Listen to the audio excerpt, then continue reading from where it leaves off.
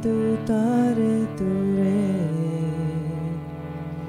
Mangalam Shri Mahapani Swaha Om tare ture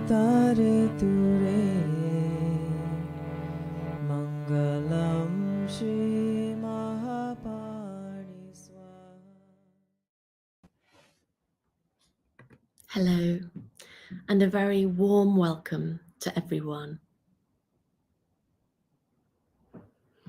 At Mandala, we are committed to being a welcoming, open, and safe community for practitioners and students of all cultures, race, religion, age, ability, gender, sexuality, and circumstance. I'm Dr. Jean Carroll, and it is my great pleasure to be hosting you from Sussex, England, for this special edition of Lama Live with Dorje Lopön Charlotte Rotterdam. Lopön Charlotte holds a Master's of Theological Studies from Harvard University in Comparative Religion. She began studying with Lama Tsultrim in the late 1990s and has been teaching since 2006. She is currently instructor and director of the Center for the Advancement of Contemplative Education at Naropa University. And she is the mother of 2 boys, has published essays on the intersection of parenting and spiritual practice, and is writing a book, Sky Mind, inspired by the teachings of Machig Labdrön. She is both lead teacher of the Magyu Path at Mandala and the co-developer of the Feeding Your Demons online certification program. We are honored to have her here today to talk about Machig Labdrön, the great 11th century Tibetan yogini and founder of the Lineage. And before I hand it over, we've received requests from some of our audience for live closed captions. We've contacted YouTube about this and have been informed that live captions are currently only available for a limited group of test channels. Unfortunately, they are not yet available for our channel. However, closed captions are available on the recordings, and YouTube has confirmed that the live captioning feature will be rolled out more broadly in the future. So we look forward to having that option to share with you. Now, with no further ado, it is my great pleasure to welcome Dorje Lopön Charlotte Rotterdam. Thank you so much, Jean, for that warm welcome. And hello, everybody. It's lovely to see you. Some of you are writing in already to say hello, so please continue to do that.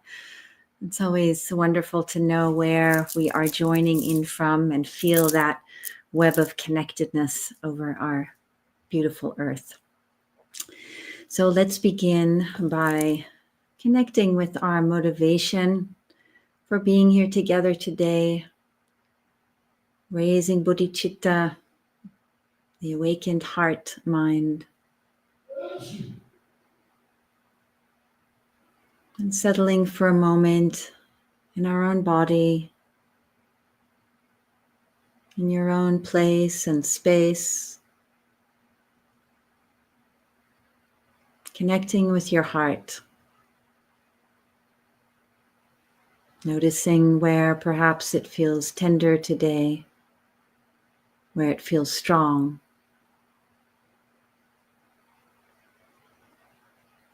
where it feels open, and where perhaps it feels a little closed. And just honoring the state of your heart in this moment.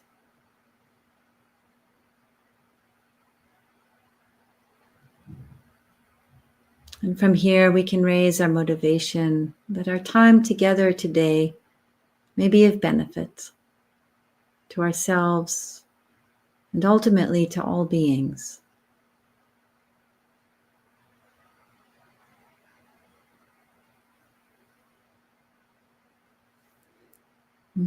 Thank you.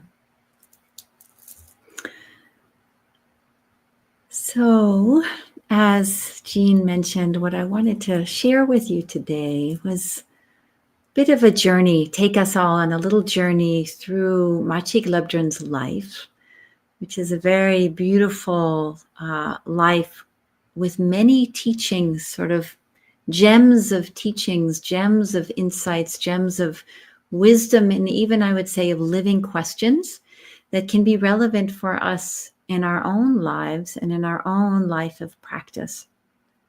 And I think you all know Machig's teachings and her lineage are really the guiding thread and lineage of all of our work and teachings at Tara Mandala. And Lama Tsultrim herself was recognized as an emanation of Machig Labdrön in 2007. And so Machig remains not only a great inspirational figure, historical figure, awakened being, but very much a living figure, a living teacher in our own practice at Tara Mandala and in our community. So I really look forward to a little bit of time to explore what Machig's life and her teachings might offer us today. So I thought we'd start, actually, Matt created this beautiful slide of some images of Machig. So let's begin with that. And I'll invite you here for a moment just to be with Machig through this visual representation. And in the Tibetan tradition, these images are used as reminders. They're sort of pointers to connecting with the wisdom of the deity that is being pictured. So the image on the right, the statue, is the statue of Machig Labdrön that we have in the temple at Tara Mandala. And then the image on the left is the dancing posture of Machig. She's often pictured in this way. So let's just sit for a moment and connect with Machig through our visual perception. And just notice what arises for you.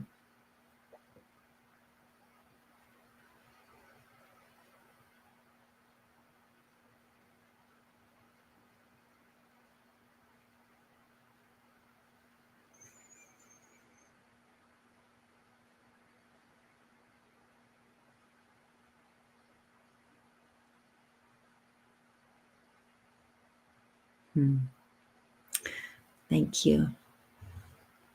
I find in my own relationship with Machig, and particularly in the Che practice, where we really evoke her in the Guru Yoga part, she keeps showing up differently. I never know how she's going to show up for me. Sometimes very wrathful, sometimes incredibly kind, motherly. So we can meet Machig in all her forms. Thank you for the image. Okay, so just so we have a sense of dates, the dates that are generally given for Machig's life are 1055 to 1153. And she was born in Tibet and lived her whole life in Tibet at a very vibrant time, sort of renaissance of Buddhism revitalized during this time in the 11th century, 12th century in Tibet. She was born into a relatively well-to-do family, had sort of a noble birth, you might say, and there were great miracles connected to her when she was born. She was born, it said, with a mark on her forehead and her third eye of Ah, the syllable Ah, which is sort of that syllable that connects us most immediately with the ground of being, with the totality of all. Her mother died when she was quite young, when she was 13. But she was raised from an early age, as you can imagine, already coming in with a lot of signs of recognition and great spiritual accomplishment. She was raised from an early age within the spiritual tradition, within the Buddhist tradition, and became very well known for her ability to recite the Prajnaparamita Sutra. So the Sutra of Transcendent Wisdom. And so at that time, you can imagine that people didn't really have texts so much. So they would depend on the oral recitation of these sacred texts. And so Machig, already at the age of 8, learned this text. It was called the 8,000 line Prajnaparamita Sutra, or text. And she would go to families, noble families, and she would recite the text. And she was known for both her precision, her articulation, and also the speed with which she was able to recite the text. And then here I'm going to sort of cherry pick some key stories that I think are particularly, to me, insightful and evocative from her life story. So she meets one of her early teachers named Kyoton Sonam Lama, often referred to just as Sonam Lama, around the age of 20. And Sonam Lama sees what a brilliant oral reciter she is of the Prajnaparamita Sutra. And he says to her, you have wonderful recitation skills. And you seem to have a conceptual understanding of what you are reciting. But I invite you to truly investigate your own mind, to really see what you understand in this text that you recite so well. So he's really, this question is kind of a pointer to say, you know the words really well, you recite them really well. But do you really understand their meaning? Have you investigated the wisdom that lies within them? This is a key theme in the Vajrayana tradition that we see recounted by many in the stories of many great practitioners. Do you understand the words, or do you understand the meaning? And I think this is a beautiful invitation for all of us as practitioners. What is it we truly understand? When are we reciting a text or hearing a teaching and we understand conceptually what it means, and there's that sense like, yes, I get it, I know. And it's wonderful. The conceptual mind, I don't want to in any way diminish the beauty of the conceptual mind. But if we stop there, we've missed something, right? And that's always these invitations to investigate further are an invitation to go beneath just our conceptual understanding. What is the meaning? And here I would say there's also, at this point, when I look at Machig's life story, the question that arises for me is, what does it mean to be a true practitioner of the Dharma? What does it mean to be a true practitioner of wisdom of any kind? And there's something deeply personal that arises here. Just as Sonam Lama says, go back, go and investigate in your own time, in your own space, investigate that which you are reciting.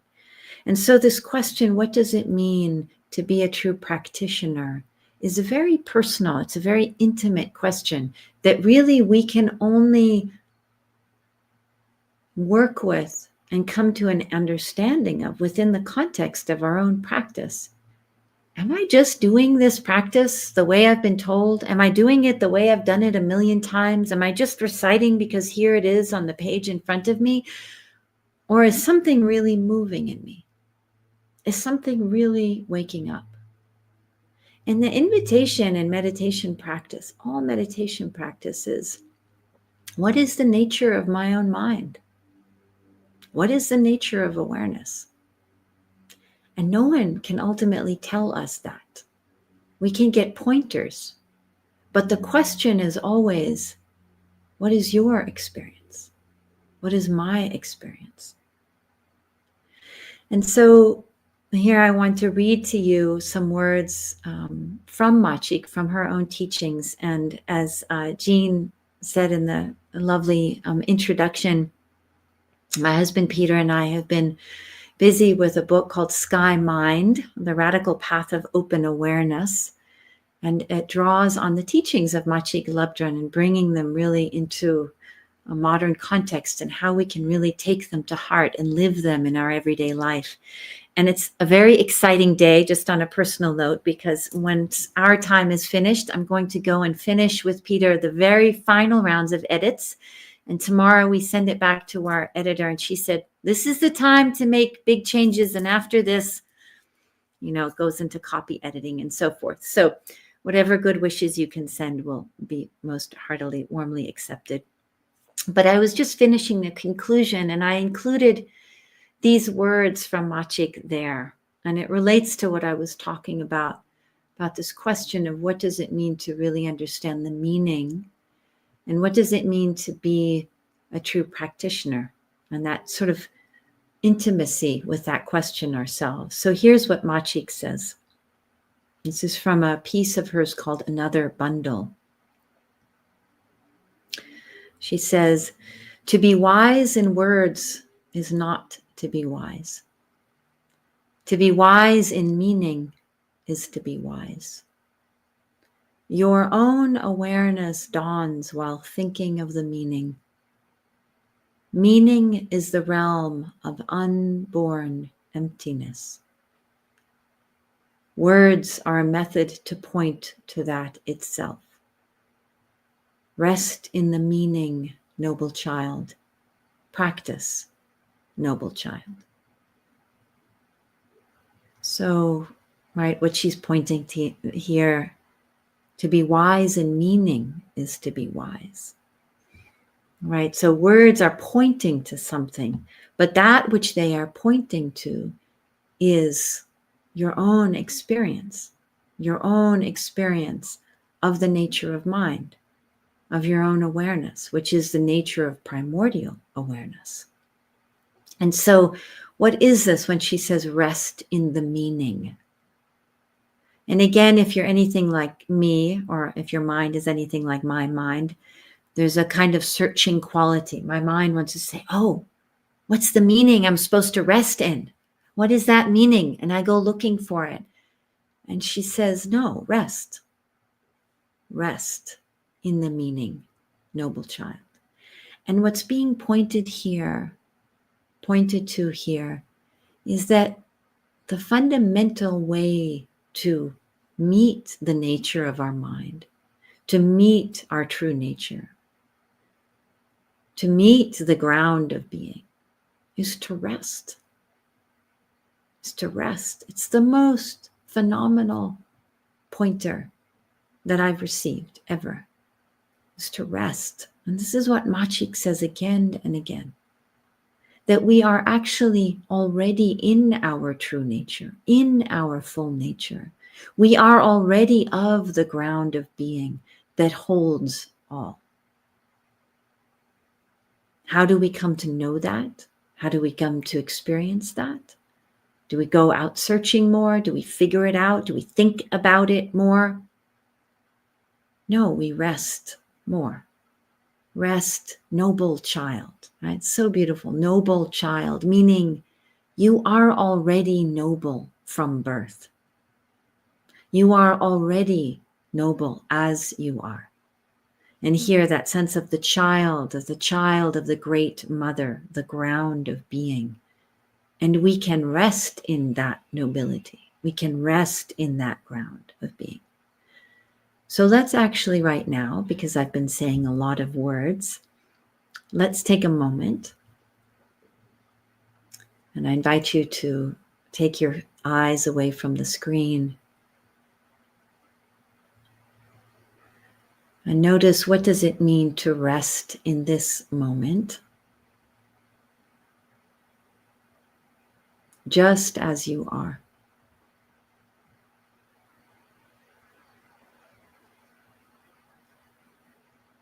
Not to have to make anything more or less.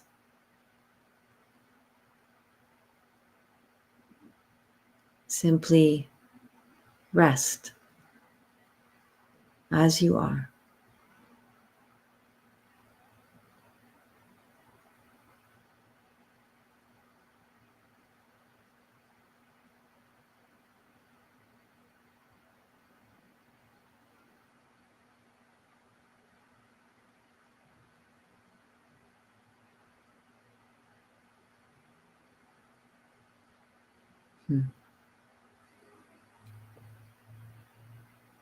Thank you. So really, we never have to stop resting, right? This isn't rest and then there's activity. This is the rest that holds all of our doing and not doing, our speaking and our silence, all of it. That's what she's pointing to. Rest in the meaning, noble child. And that really is our practice, right? When she says practice, noble child, we can practice at any moment, right? The great Dzogchen teacher Tulku Urgyen Rinpoche said, short moments practice many times until they become continuous. So rest now. In 5 minutes, rest tonight. Whenever you remember, we can take that moment to rest in the meaning, noble child.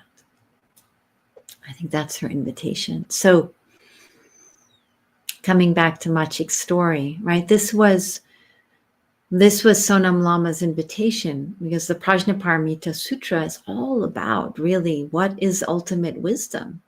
What is the ground of being? And so then the story is that she went back, and when she read the chapter on demons, Machig came to an understanding of the true meaning. So what at that point happened in Machig's life is she had a big turnaround, that in that recognition of really recognizing the teachings for what they were, really understanding, she saw her life in a new way. And remember, she had been born into nobility, and she had been going around to well-to-do families and receiving a lot of support from them for her recitation of the Prajnaparamita Sutra.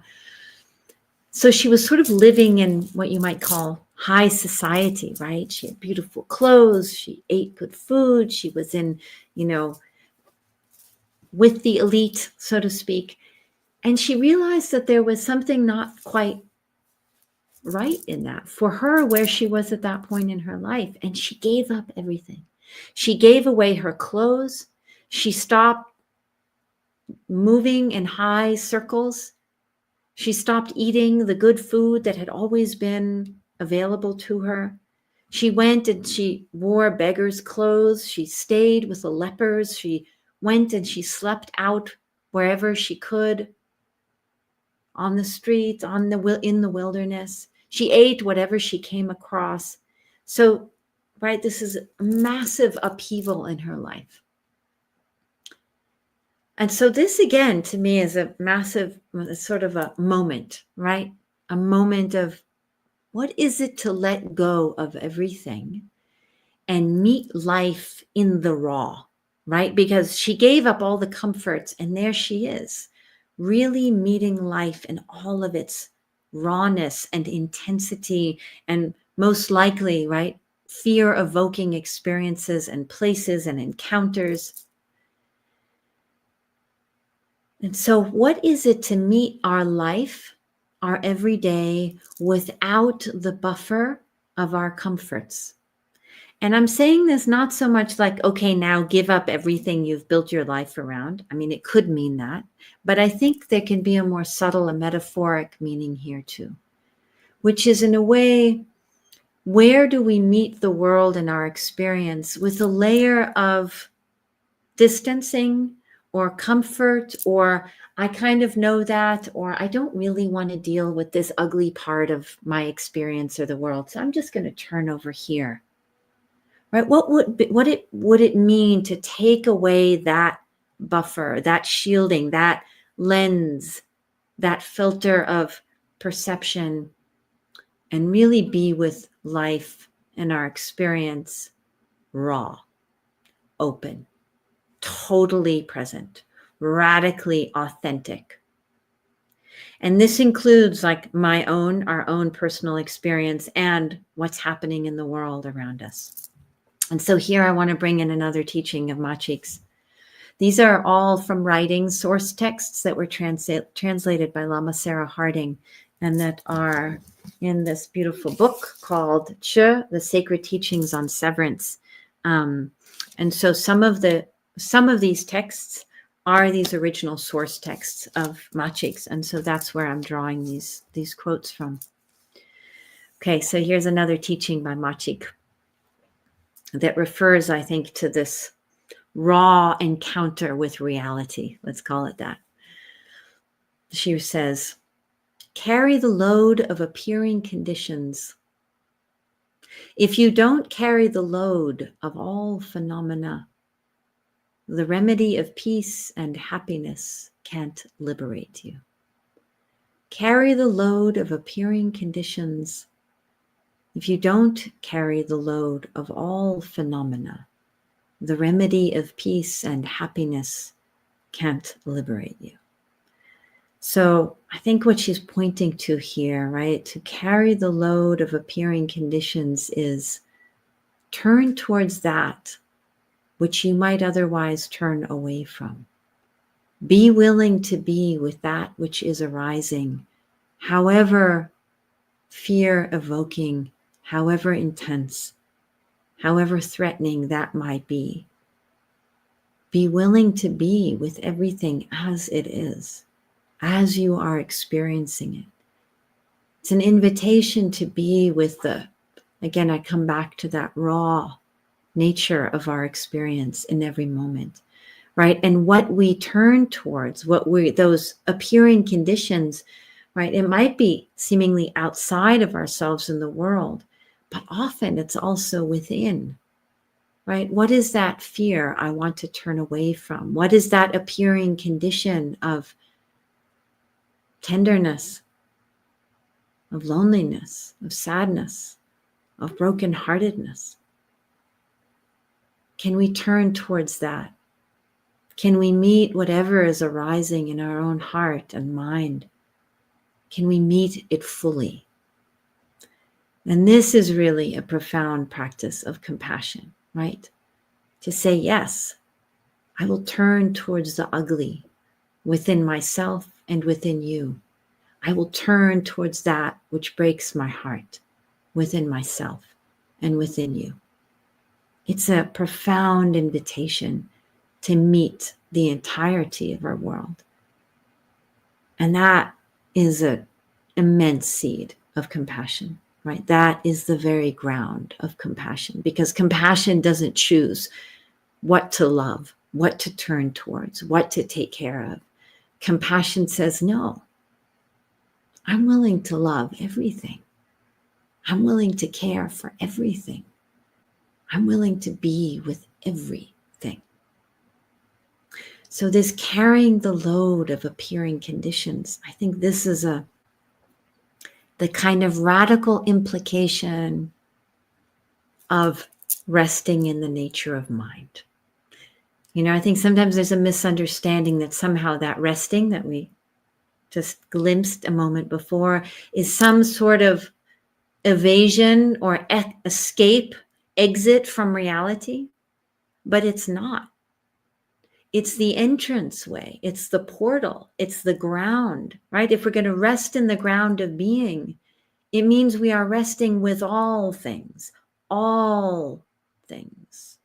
no exception.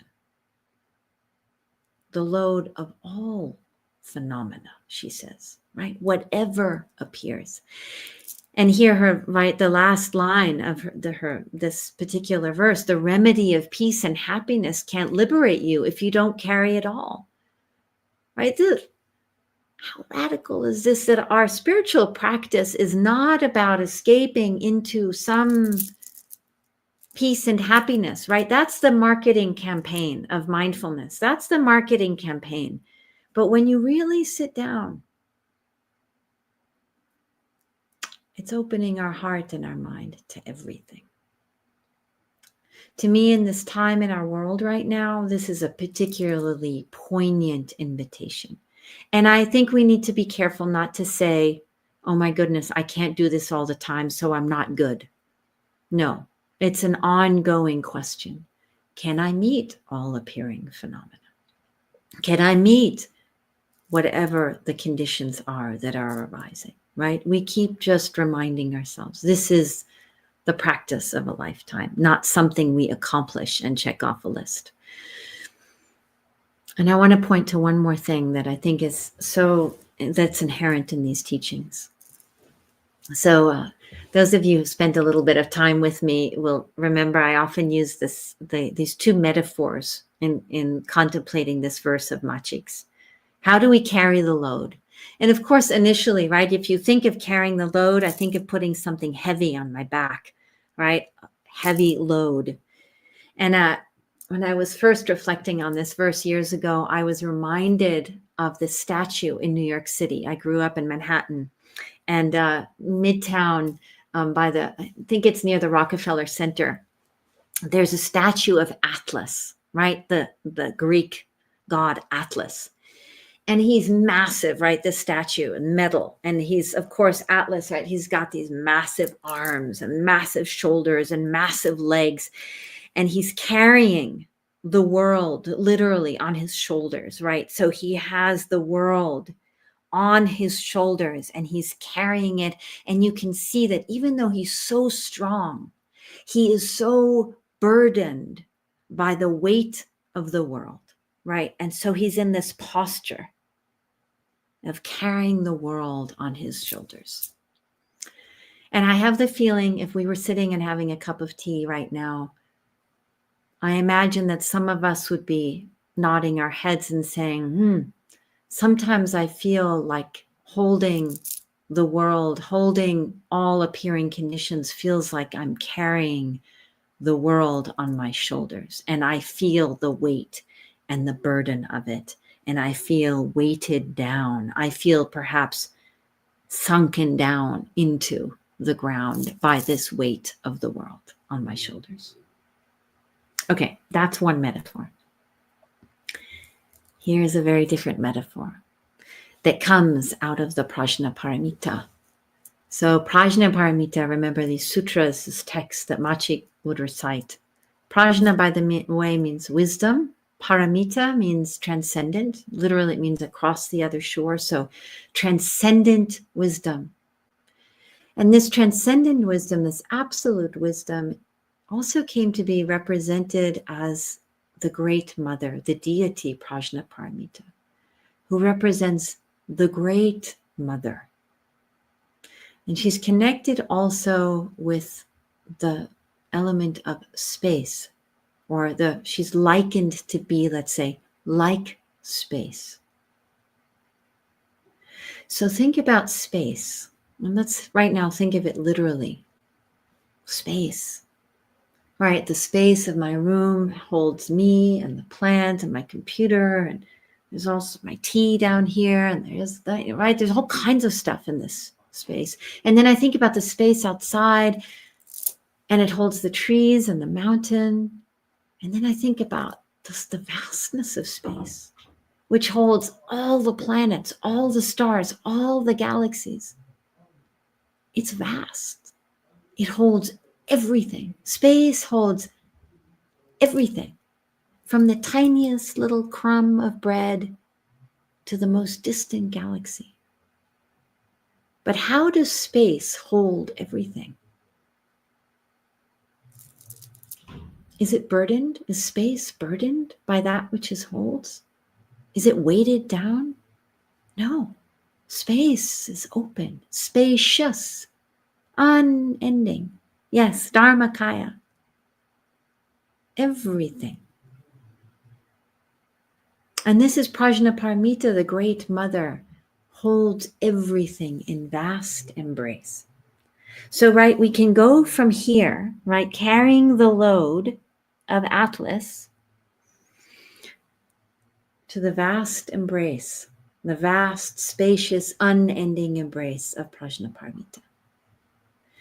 This is how we hold all appearing conditions. So that invitation, carry the load of all appearing conditions, carry the load of all phenomena, is not be weighted down further, but let your heart open more. Let your embrace open more.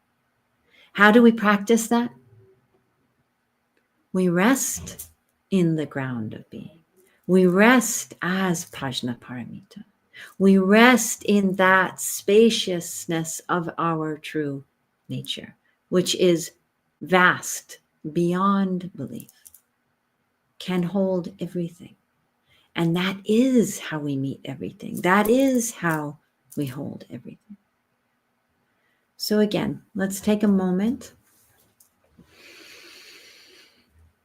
letting the words drop off like golden leaves, like the fresh blossoms. Just let the words go for a moment. Come back to your breath.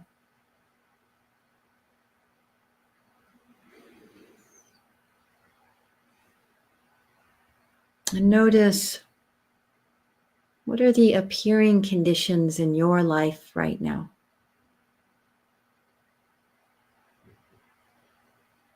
What is in some way perhaps burdening you that's difficult to see?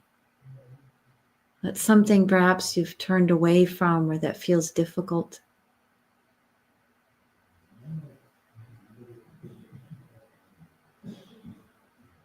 And notice what it feels like to hold this as a burden, how you feel weighted.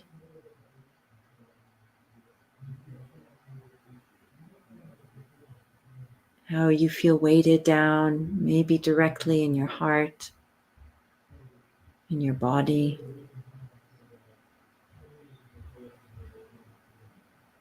In your mind.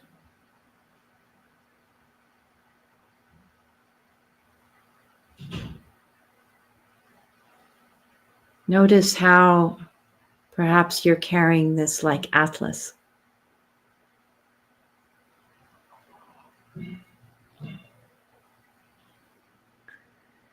And now take a deep breath in, exhale, let that particular form of contemplation go. You might even move your body a little bit. Take another deep breath in. Feel the ground, the earth beneath you. Connect with that openness, that vastness of space.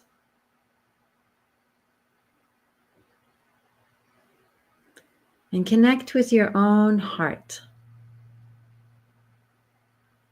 The heart from which you love. The heart from which you feel, with which you feel.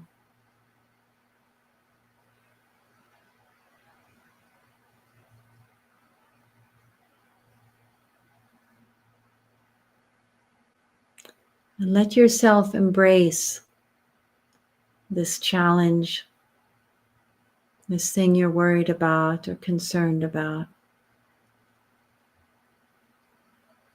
See if you can hold it in vast embrace. Can you love this too?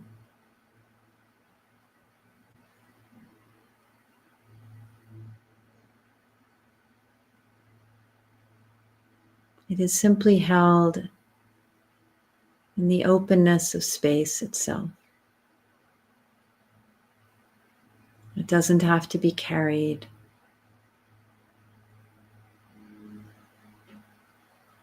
Like a burden. It's simply held, seen.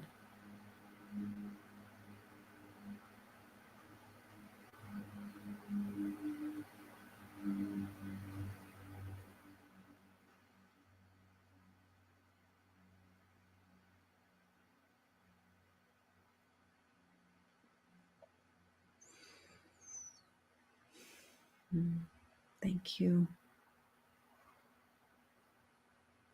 And I'll just share on a personal note. So my youngest son, our youngest son, Milan, turned 16 a few days ago. So here in the US, you get your driver's license with 16.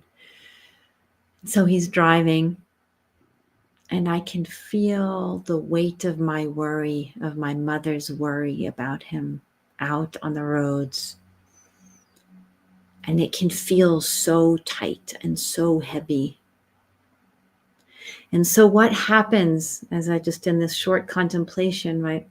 What is it to meet that appearing condition of the reality of my son entering this new chapter in his life, the reality of this fear, worry as a mother? It doesn't go away. It doesn't go away when I hold it with spaciousness, when I hold it in that vast embrace. But what it invites me into in that loving embrace is actually just to open my heart more, to feel that tenderness of my own heart, right? That it's so soft, it's so raw, it's so tender, but I can hold it open. That's my practice right now, right? When Machig says, carry the load of appearing conditions, that is the invitation to Bodhicitta, right? To the awakened heart mind, to stay in that raw, tender openness. Not because I know that it's all going to be well, although of course I pray it will, but because that is the way to be, because that is true to my heart. And so I think that's the invitation here, right? In this teaching of Machig's. Keep our heart open. Okay, so, oh my goodness, we're going to have to spend the whole day together for me to get all of the things I wanted to share with you. But I'm going to go through a little bit more of her life here. So, okay, so she's left high society. She's living, with the lepers, practicing. And she continues, obviously, her practice as also teaching practitioner. And she meets Topabhadra, who becomes the father of her children. And there's a beautiful story of the two of them coming together in sexual union in a patroness's house. And there's just light. There's sort of the whole house lights up aglow. And I think, well, that's a nice image to have whenever you next make love. Just imagine the world coming aglow with this radiance of union. So there's something. So she has 3 children with him, 2 sons and a daughter. And then she actually leaves her children for a while to go into retreat and to, in a way, pursue her own path of practice and deep study. And this is an interesting moment, right? And again, I just shared with you being a mother. And so it raises this question, what is it to leave one's children? So I think there are a number of, there's a lot that can open in this reflection. And I'm guessing depending on your own life and whether some of you may have had or have actual children, but also the children of our work, perhaps, right? What we create in the world. If any, if you create art or you create poetry or you write or you create music, you're creating children. And what is it to leave them? What is it to leave them? And so I think we'll each approach this reflection in different ways. One, I'll just share a little bit of what this reflection has brought up for me in contemplating Machig's life and this decision. Is one, what is our judgment of that? What is our judgment of others? Judgment of ourselves? Judging the way others navigate their life? And so just noticing, is there judgment there? The other thing I think this brings up, and this I'll name just having had children and bringing them up, is what is the line between our duty to that which we bring life to and our own path? And that for a long time, those two might go hand in hand. Our sense of duty to another being or to something we've created, a work of art, right? There's some sense of tending to it. And then there's a place where we might notice that we're no longer tending to ourselves, that the two roads diverge, and that in some ways we need to make a choice, and that we're not abandoning them, that which we have birthed, but we're actually stepping into perhaps our greatest teaching also to our children or to that which we have birthed, which is to walk our own life and to show up fully in our life. That duty, let me put it this way. I would say that our gift to our children is not to live simply a life of duty. Our greatest gift to our children is to live a life of awakeness, to mirror to them their own true nature, their own wakefulness, their own nobility, their own wholeness and completeness.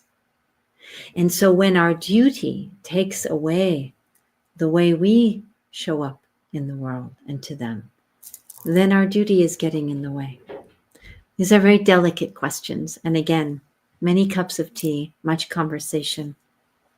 But yeah, I'll perhaps leave it at that as an open living question. Machig was reunited with all three of her children. She became a great teacher to them, and they became lineage holders of her teachings and her practices. So it was only for a short time that she left and then brought them back in. She established a monastery, Zangri Kamar, which translates as the Red House of the Copper Mountain, Zangri Kamar, in Tibet, and became well known as a great teacher in her own right.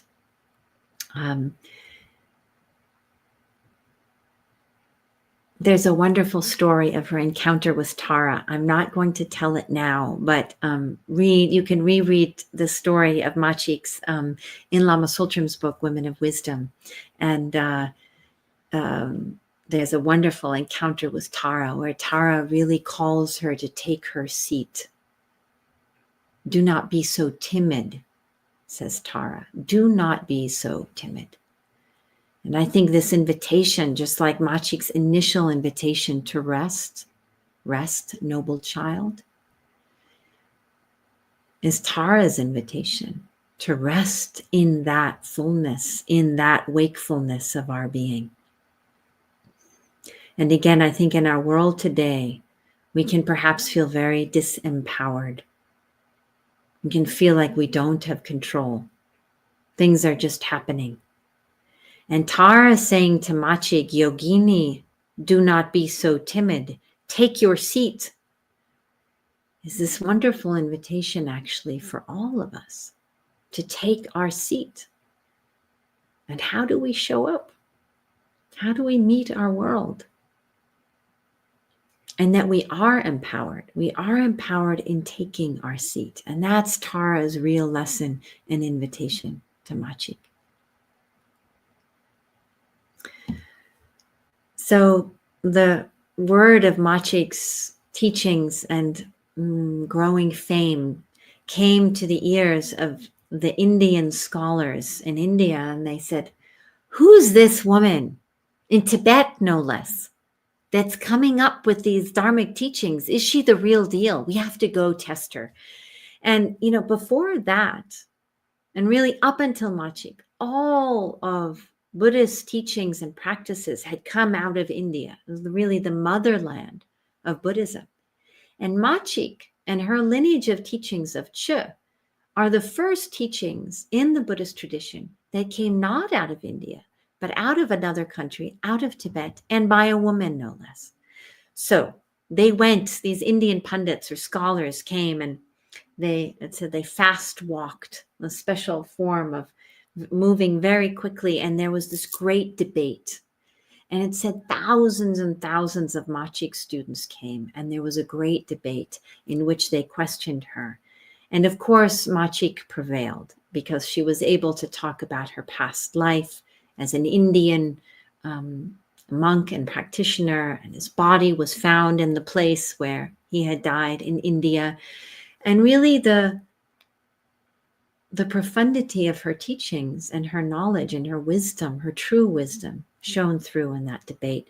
And that one of the great bundle of precepts, which is one of these texts here, is supposedly her teachings during that debate.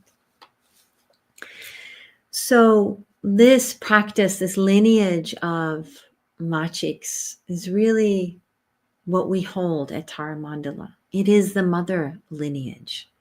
It is the lineage and teachings that have inspired Lama Tsultrim's teachings, the whole development of feeding your demons, and many other practices of Lama Tsultrim's, the Prajnaparamita practice that we do. It's really the ground of all of the Kapala trainings in the mother lineage.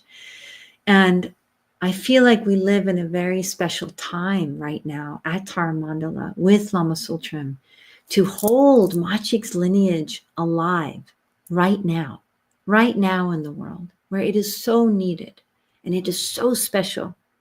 And so this mother lineage, and thank you in the chat, you have a link, is what we're doing at Tara Mandala, is holding this lineage of Machigs, which is a radical commitment to resting in the ground of being, to meeting whatever arises with profound compassion, with unending compassion, with that wakefulness and that courage that lies at the heart of the Chö practice and of all of these teachings.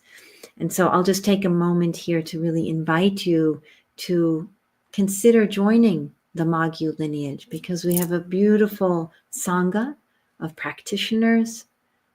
One of the beauties of this practice path of the Magyu lineage is that you can do it at your own pace, that you receive a teaching and a practice and you commit to practicing it, but you might recognize that you need to take more time. Or you might recognize, I want more practices, I want more diversity. And so then you might do a mandala practice and a prajnaparamita practice and feeding your demons. And there's this beautiful juggling act that happens in your practice. And so coming back to Machig's early, invitation, be wise in the meaning, not wise in words, to me lies at the very heart of this Magyu path that we offer at Tara Mandala, is that you as a practitioner get to see, how fast do I go? When do I slow down? When do I need to take a break from practice because something has happened in life? When do I dive deeply?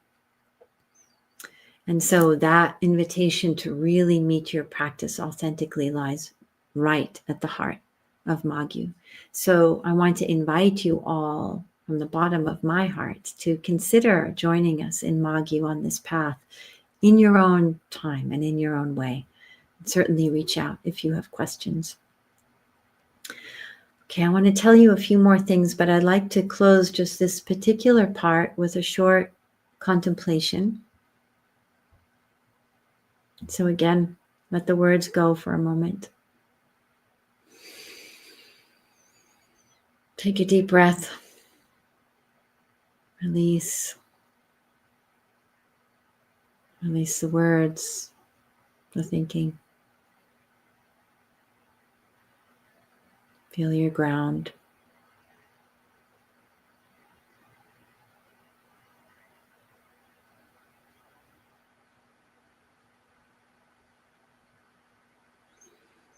So these are some words from Machig's, what are called her last instructions.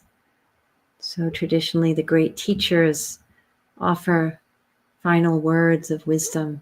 This is just a short portion from Machig's last instructions.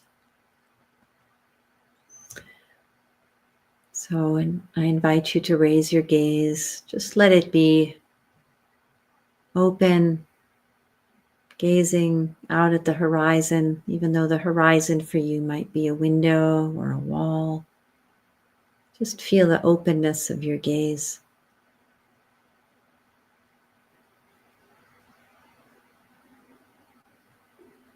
Feel the openness of your heart.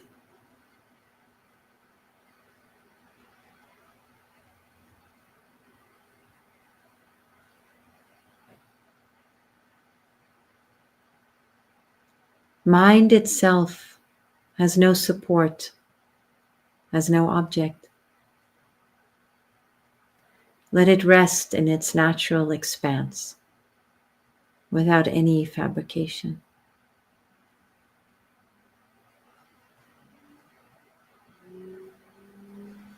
Mind itself has no support, has no object.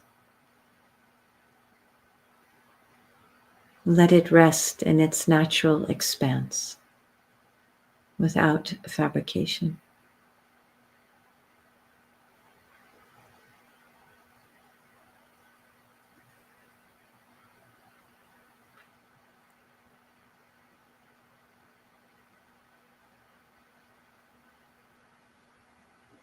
As in the sky, all clouds disappear into sky itself. Wherever they go nowhere. Wherever they are nowhere. This is the same for thoughts in the mind.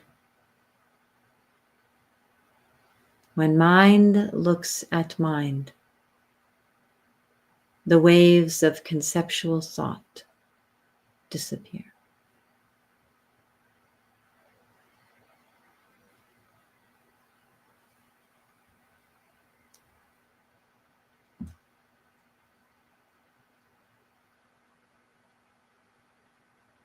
The defining characteristic of mind is to be primordially empty, like space.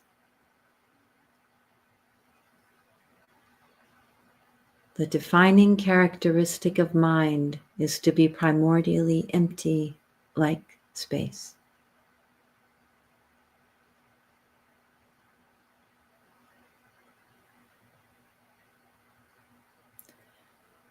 The realization of the nature of mind includes phenomena without exception.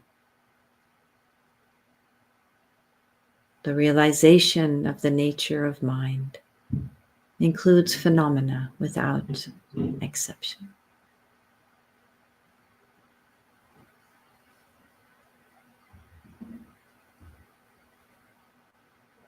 Just take 3 more breaths. Letting your awareness rest in this open, vast nature.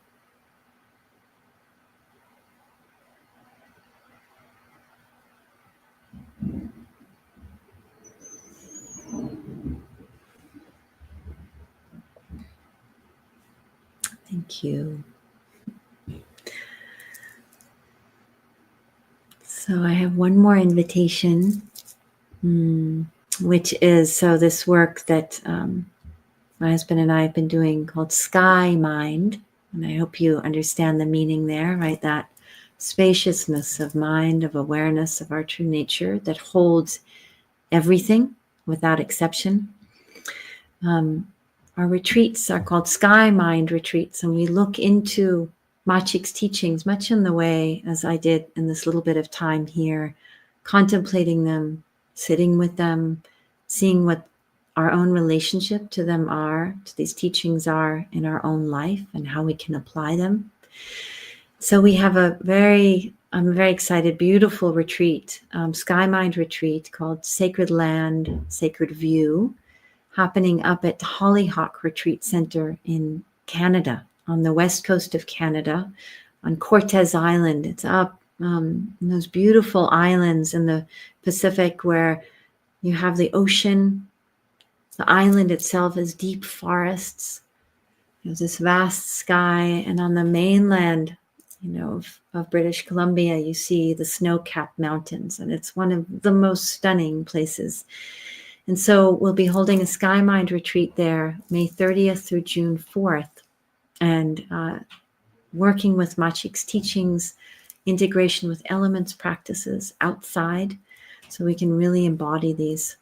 And we have been granted a wonderful, we've been offered a grant by the Himera Foundation to support scholarships for our Sky Mind retreats. So if you go to the Hollyhock website, thank you, it's in the chat, you'll see that you can apply for scholarships to cover your costs while you're there through this generous support of the Himera grant.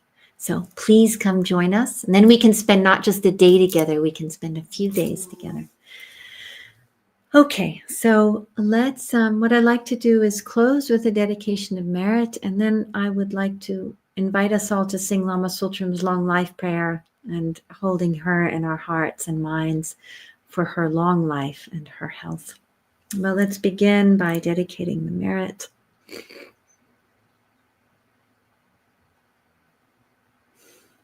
So we gather any and all goodness that's been generated in this time together, our presence, our contemplation, our reflecting, our staying in the open question, our community here. May all this goodness go out to benefit all beings everywhere.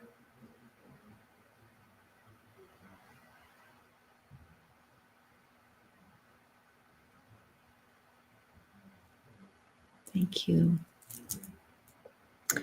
And here I think the long life prayers have been put in the chat. So we'll sing this one. And really holding Lama Sultram in our heart, minds right now in this moment. Sending her wishes for absolute health and vibrancy and a long, long life. Om Swasti Machig Labdrön me yesheku Jezun kata chöd yudze ödzin ma Jetsun lama tsultrim chödrön shu Kutse takten se tringe egyoshi.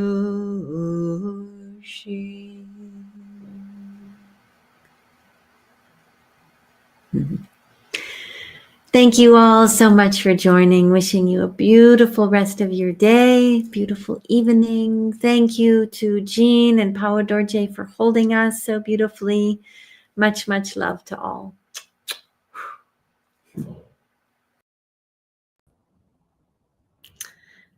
Thank you, Lopön Charlotte, for your very clear and yet profound teaching today. It felt very resonant for me, and I feel so grateful to you for your generous sharing. And I can see from the comments in the chat that there's much gratitude in the field. So on behalf of all of us, thank you.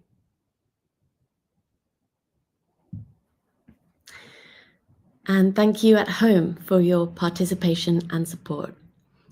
If you would like to go deeper into the profound nature of mind, teachings of Buddhism with transformational practices that inspired by the great 11th century Tibetan yogini Machig Labdrön, you can join Lopön Charlotte and Peter Oosthuizen for their upcoming program Sky Mind, Sacred Land, Sacred View at Hollyhock, Cortes Island, Vancouver, Canada, May 30th to June 4th. You'll find the link for that in the chat now. And for those of us European side, Lopön Charlotte is coming this summer. First to Tibet House Frankfurt for teachings in German on 13th of June, and then for a weekend retreat. See the links in the chat for more details. Then there's a Sky Mind retreat at the Kamalashila Center, June 18th to 22nd, and a Sky Mind retreat at Taraling in the south of France, June 23rd to 27th, where the teachings will be in English with translation into French. Full and partial scholarships are available on all retreats. And now, how would you like to come and connect with the Sangha at Mandala? We have our Spring Volunteer Work Week coming up, May 8th to 14th, to prepare Mandala for the retreat season through gardening, carpentry, cleaning, and beautification projects. In exchange for 5 to 6 hours of joyful daily service, you receive free accommodation, meals, and personal practice time in our temple. Plus a special bonus. Participants who serve at least 4 days earn a complimentary online program registration for 2025. We warmly welcome you to experience the power of Sangha while co-creating tangible benefit that supports Lama Tsultrim's legacy. And a reminder of Feeding Your Demons, the online program. This foundational teaching, led by Lopön Charlotte, offers an ideal entry point into the lineage of Tara Mandala while providing practical tools for personal transformation, healing, and resilience. And finally, come and stay with us this summer. Our Living Dharma Practitioner Program is open to applications now and offers the opportunity to immerse in authentic Vajrayana practice while serving a vibrant Buddhist community that will transform your path forever. Follow the link in the chat for more details and to apply. And you can see all upcoming events on the Tara Mandala calendar page. Follow Tara Mandala on Facebook, Instagram, and YouTube to stay up to date with our news. And join our mailing list to get updates straight to your inbox. Past episodes are stored on our YouTube, where you can revisit them at any time. Now, following the tradition, going all the way back to the time of the Buddha 2600 years ago, you have the opportunity to make an offering of dana to Lopön Charlotte. Dana is a Pali and Sanskrit word that means generosity. Offering dana creates an auspicious connection and is a beautiful expression of the interdependence between teacher and student that directly recognizes the precious gift of the teacher and the teachings, without which one could not practice the Dharma. To offer dana, please follow the link in the chat now. And now, all that remains is for me to wish you farewell, and we hope to see you at the next Lama Live at the same time next week, April 20th. Goodbye. Tare tu re Mangalam Shri Mahapani Swaha Om Tare tu re Mangalam Shri Mahapani Swaha Om Tare tu re Mangalam Shri Mahapani Swaha Om Tare tu